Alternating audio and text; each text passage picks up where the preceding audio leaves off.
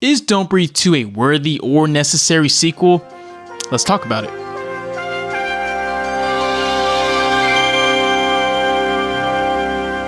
What's going on, everybody? I just got out of the movie theater seeing Don't Breathe 2, a sequel to 2016's Don't Breathe. This film is written and produced by Fede Alvarez. He's responsible for creating the Evil Dead remake, which is a really great remake. I definitely recommend watching it. And of course, he directed the first Don't Breathe movie, which came out in 2016. It was a huge surprise. Now, does this film reach the same level as the first one? No.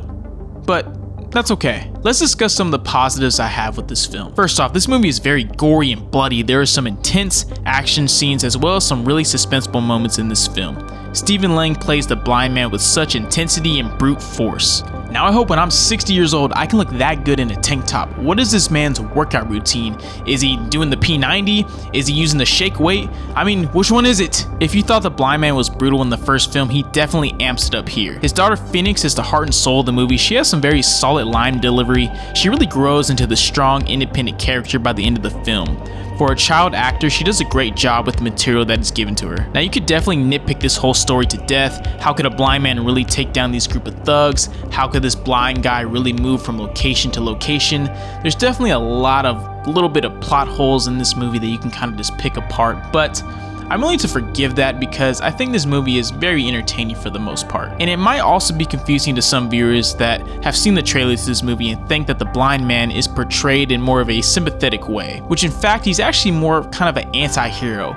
He's not really put into this protagonist role where he's a character that you really care about or a character that you're rooting for. He's more this protector guardian of his young daughter. Unlike the first film where he's defending his home, in this one he's more on the offensive side, trying to get back his daughter from these thugs. Even though I thought this film was entertaining, there's some negatives I have with the film.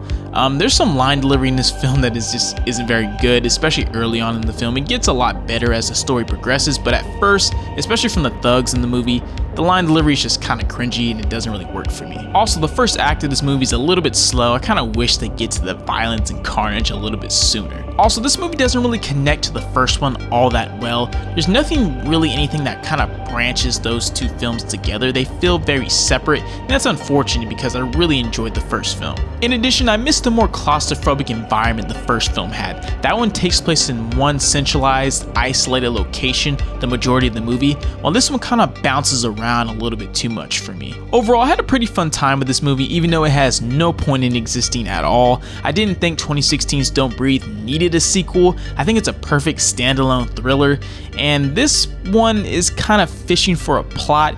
It's kind of, forced, and it doesn't really feel necessary. I hope they don't make a third one because I don't know what else story they can really tell. But I do think fans of this first film will have fun seeing Ray Charles straight up destroy people for 90 minutes. I'm going to give Don't Breathe 2 a 7 out of 10. Thank you for sticking around to the end of this video. I really appreciate it. What did you guys think of Don't Breathe 2 if you've seen it? Let me know in the comments down below. I'm very curious to hear everyone's opinions. And as always, I will see you beautiful people in the next video. Peace.